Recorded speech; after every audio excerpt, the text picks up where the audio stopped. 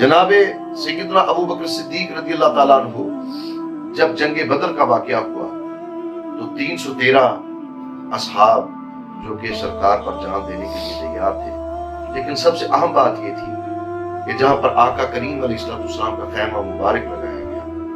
उस खैमा मुबारक की हिफाजत के लिए कौन खड़ा होगा।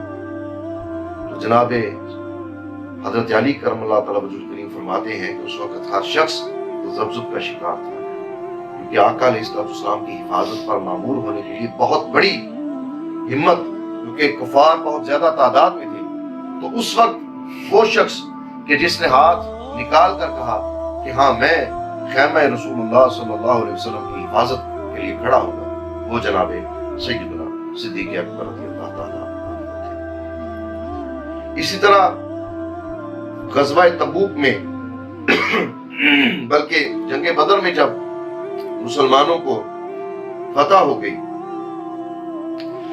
तो बहुत सारे लोग उनके कैदी हुए। तो उन कैदियों के मुतालिक जब आका अलैहिस्सलाम ने मुशावरत की तो 70 के करीब वो असीर थे जिनको मुख्तलिफ सहाबा की तहवील में दिया गया। वहां पर जब आपने पूछा तो कई सहाबा बिलखसूस हजरत सैयदना उमर फारूक रज़ियल्लाहु ताला अन्हु ने कहा, तो आपने कहा कि इनकी गर्दनें उड़ा दी जाएं और ताकि कुफारे मक्का को पता चले कि हमारे दिल में उनके लिए कोई नरम गोशा नहीं, इस तरह वो हमारी शक्ति देखे और मतलब मरऊब करने के लिए उनकी कमर भी टूट जाएगी। लेकिन जब जनाब सैयदना अबू बकर सिद्दीक रज़ियल्लाहु ताला अन्हु से मशवरा लिया तो आप ने अर्ज किया या रसूलुल्लाह सल्लल्लाहु अलैहि वसल्लम, कुरैश मक्का के वो जंगी कैदी जो इस वक्त हमारी तहवील में है, उनमें से अक्सरियत आपके खानदान के लोगों की है, कबीला कुरैश की है। और मेरी राय ये है कि उनसे आप सल्लल्लाहु अलैहि वसल्लम मुनासिब फिदिया लेकर उनको छोड़ दें, ताकि जो फिदिया हमें मिले इससे मुसलमानों की माली हालत बेहतर करने में मदद मिले और हम अपने फौजी मसारफ को भी पूरा कर सके। तो जनाब सरवर कौनैन अलैहिस्सलातु वस्सलाम ने ये बात जब सुनी तो अपने खैमे में तशरीफ ले गए और थोड़ी देर बाद जब आप बाहर निकले तो फरमाया अल्लाह ताला बाज लोगों के दिल नरम कर देता है तो वो दूध से भी ज्यादा नरम हो जाते हैं, और बाज के दिल सख्त कर देता है और वो पत्थर से भी ज्यादा सख्त हो जाते हैं। फिर फरमाया अबू बकर रज़ियल्लाहु अन्हु की मिसाल हजरत इब्राहीम अलैहिस्सलाम की सी है कि वो अल्लाह अज़्ज़ा वजल के हुजूर अर्ज करते हैं, जो मेरी बात मान ले वो मेरे साथ है, और जो मेरी नाफरमानी करे तो तू उसकी मग़फ़िरत फरमा कि तू रहम करने वाला है। फरमाया अबू बकर तुम्हारी मिसाल हजरत ईसा की सी है कि जो अल्लाह की बारगाह में अर्ज करते थे कि अल्लाह इन्हें अजाब दे तो हक है कि ये तेरे बंदे हैं, और अगर इन्हें बख्श दे तो तेरा इख्तियार है कि तू गालिब व हकीम है। और फिर फरमाया कि उम्र तुम्हारी मिसाल हजरत नूह अलैहिस्सलाम की सी है कि जो अल्लाह अज़्ज़ा वजल की बारगाह में यूं दुआ करते थे कि परवरदिगार जमीन पर किसी काफिर को ना रहने देना। और ए मूसा ए उम्र तुम्हारी मिसाल हजरत मूसा की सी है कि जो अल्लाह अज़्ज़ा वजल के हुजूर अर्ज करते हैं कि परवरदिगार इनके माल तबाह कर दे, इनके दिलों को सख्त कर दे कि ये दर्दनाक अजाब देखे बगैर मानने वाले नहीं। हजरत सैयदना उमर फारूक रज़ियल्लाहु अन्हु से रिवायत है कि हुजूर अलैहिस्सलातु वस्सलाम ने उस वक्त हजरत सैयदना अबू बकर सिद्दीक रज़ियल्लाहु अन्हु की रिवायत राय को फौकियत दी और मुतअद्दिद कुफार को फिदिया लेकर आजाद कर दिया। हजरत अबू बकर सिद्दीक रज़ियल्लाहु ताला अन्हु के साहिबजादे हजरत अब्दुर्रहमान बिन अबू बकर जो ग़ज़वा बदर के मौका पर मुसलमान ना हुए थे और मुशरिकीन मक्का के हमरा थे, उन्होंने मुसलमान होने के बाद एक दफा अपने वालिद हजरत अबू बकर सिद्दीक रज़ियल्लाहु ताला अन्हु की खिदमत में अर्ज किया कि बदर में कई दफा आप मेरी तलवार के नीचे आए, मगर शफकत बिदरी हायल हो गई और मैंने अपनी तलवार को पीछे कर लिया। जब जनाब सिद्दीक़ अकबर ने यह बात सुनी तो फरमाया कि तुम इस मौका पर मेरी तलवार के नीचे ना आए, बाखुदा अगर तुम मेरी तलवार के नीचे आ जाते तो कसम है अल्लाह अज़्ज़ा वजल की کہ میں تمہیں زندہ نہ چھوڑتا، کیونکہ جنگ بدر حق اور باطل کے درمیان مارکا تھا اور تم باطل کے نمائندے تھے۔ تم میرے سرکار، میرے محبوب، میرے آقا و مولا کے دشمنوں کی صف میں کھڑے تھے۔ یعنی یہ وہ تعلق کہ جو باپ اور بیٹے کا ہے، آپ نے اس سے بھی صرف نظر کیا اور اختیار کیا تو اللہ اور اس کے رسول صلی اللہ علیہ وسلم کے راستے کو۔ اسی طرح جنگ احد میں بھی جناب ابو بکر صدیق رضی اللہ تعالیٰ عنہ، آپ کا کردار، آپ بھی اس غزوہ میں شامل رہے، اور یہ وہ غزوہ ہے کہ جس میں یہ بات بھی مشہور ہوئی کہ جناب سرور کونین علیہ السلام آپ کے دندان مبارک شہید ہوئے، اور پھر یہ بھی افواہ پھیلی کہ آقا علیہ السلام کو شہید کر دیا گیا۔ اسی جنگ میں آپ کے ہر دل عزیز چچا جناب سیدنا امیر حمزہ رضی اللہ تعالیٰ عنہ نے جام شہادت نوش کیا۔ حضرت عبداللہ بن حجش، حضرت مصعب بن عمیر جیسے نامور صحابہ بھی اسی غزوہ میں شہید ہوئے۔ تقریباً 70 صحابہ اکرام شہید ہوئے، جبکہ 22 کے قریب کفار تھے، ان کو واصل بات جہنم کیا۔ تو جب کفار نے آقا علیہ السلام پر حملہ کیا تو آپ کے دفاع کے لیے سیدنا ابو بکر صدیق رضی اللہ تعالیٰ عنہ، سیدنا عمر فاروق رضی اللہ تعالیٰ عنہ، سیدنا علی المرتضی کرم اللہ تعالیٰ وجہ الکریم، سیدنا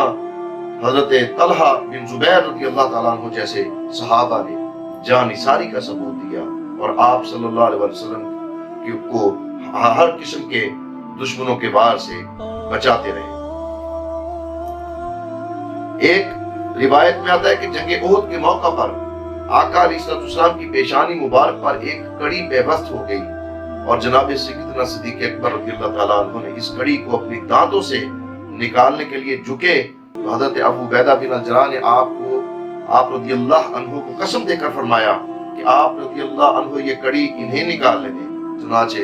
حضرت ابو عبیدہ بن الجراح نے وہ کڑی اپنے دانتوں سے پکڑ کر نہایت نرمی سے نکالنا شروع کی، اور جب وہ کڑی حضور علیہ السلام کی پیشانی مبارک سے نکل آئی تو حضرت ابو عبیدہ بن الجراح کے دانت مبارک سارے گر گئے۔ اللہ اللہ۔ اسی طرح خندق، جس میں لشکر اسلام تقریباً 3000 کے قریب تھا اور دشمنان اسلام کی تعداد 24,000 تھی، اور حکمت عملی جو مرتب کی گئی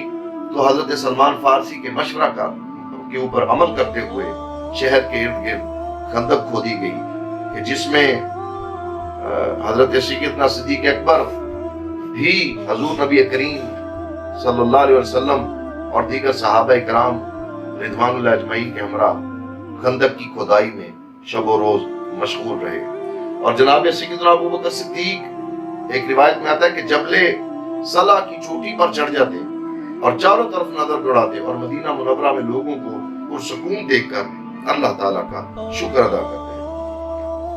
ایک مرتبہ آقا علیہ السلام استراحت کے لیے لیٹ گئے تو حضرت ابو بکر صدیق رضی اللہ تعالیٰ عنہ آقا علیہ السلام کے گرد پہرا دیتے رہے تاکہ آپ علیہ السلام کی نیند مبارک میں، استراحت مبارک میں کوئی خلل واقع نہ ہو۔ اور پھر اللہ نے مدد فرمائی مسلمانوں کی، اور ایک آندھی چلی جس نے ہر چیز کو اکھاڑ دیا اور مسلمان سلامت رہے، اللہ پاک نے امان بخشی۔ پھر صلح حدیبیہ، اور صلح حدیبیہ کے بعد حضرت سیدنا عمر فاروق رضی اللہ تعالیٰ عنہ فرماتے کہ میں آقا علیہ السلام کی بارگاہ میں حاضر ہوا،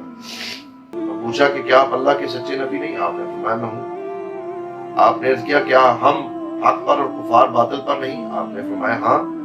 بے شک ہم حق پر ہیں اور کفار باطل پر ہیں۔ تو پھر میں نے عرض کیا کہ آپ صلی اللہ علیہ وسلم نے دین کے معاملے میں ہم پر یہ ذلت کیوں گوارا کی؟ تو آپ علیہ السلام نے فرمایا کہ میں اللہ کا رسول ہوں، میں اللہ کی نافرمانی نہیں کر سکتا، وہ میری مدد ضرور فرمائے گا۔ میں نے عرض کیا یا رسول اللہ صلی اللہ علیہ وسلم کیا آپ نہیں فرماتے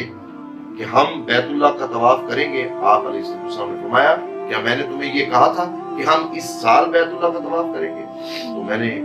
عرض کیا، یعنی حضرت عمر فاروق فرماتے ہیں کہ نہیں، آپ نے اس سال کا نہیں فرمایا تھا۔ تو آپ صلی اللہ علیہ وسلم نے فرمایا کہ انشاءاللہ تم ضرور بیت اللہ شریف کا طواف کرو گے۔ حضرت عمر فاروق کہتے ہیں کہ پھر میں سیدنا صدیق اکبر رضی اللہ تعالیٰ عنہ کے پاس چلا گیا اور وہی سوال پوچھے جو آقا علیہ السلام سے پوچھے تھے۔ تو حضرت ابو بکر صدیق رضی اللہ عنہ نے مجھے کہا کہ عمر، یاد رکھنا کہ حضور علیہ السلام اللہ کے بندے اور رسول ہیں، وہ اللہ کی نافرمانی نہیں کرتے، تم بھی ان کا دامن پکڑے رکھو، باخدا حضور نبی محتشم علیہ السلام حق پر ہے۔ اور صلح حدیبیہ کا جو معاہدہ تھا اس پر بطور گواہ جن اکابر صحابہ کے دستخط تھے ان میں بھی جناب ابو بکر صدیق رضی اللہ تعالیٰ عنہ آپ کے دستخط موجود ہیں۔ اس کے بعد فتح مکہ میں یہ بات کوئی ڈھکی چھپی نہیں ہے کہ وہ لشکر اسلام کہ جو ہجرت کر کے وہ مسلمان جو تکلیفوں کو برداشت کر کے، صحبتوں کو برداشت کر کے، سختیوں کو برداشت کر کے مکہ المکرمہ سے نکلے تھے، ہجرت کر گئے تھے، آج اللہ نے اسی دین کو غلبہ دیا، اسی رسول رحمت کے دین کو سچا کیا، اس محبوب کو فتح کا عالم دیا، اور فتح مکہ اس طرح سے ہوا کہ کسی کا خون نہ بہا، کسی کا گھر نہ لوٹا گیا، کسی کی فصل تباہ نہ ہوئی، کسی پر زبردستی کسی چیز کو مسلط نہ ہوا۔ یہاں پر یہ ایک چیز ذہن میں رکھیے گا کہ حضرت ابو بکر صدیق رضی اللہ تعالی عنہ کے والد گرامی حضرت عثمان بن عامر المعروف ابی قحافہ رضی اللہ عنہ یہ فتح مکہ کے بعد دائرہ اسلام میں داخل ہوئے۔ تقریباً بہت سارے عرب، کثرت کے ساتھ عرب فتح مکہ کے بعد آپ علیہ السلام کے دست حق پرست پر اسلام قبول کر چکے ہیں۔ حضرت سیدنا ابو بکر صدیق رضی اللہ تعالیٰ عنہ کو ایک فضیلت یہ بھی حاصل ہے کہ یہ واحد صحابی ہے کہ جن کی 4 نسلوں کو رسول کریم علیہ السلام کے صحابی ہونے کا شرف حاصل ہے۔ یعنی ایک تو آپ کے والدین، ایک آپ بذات خود، آپ کی اہلیہ، آپ کے بچے اور آپ کے بچوں کے بچے، یعنی 4 نسلیں جنہوں نے رسول کریم علیہ السلام کی زیارت کی،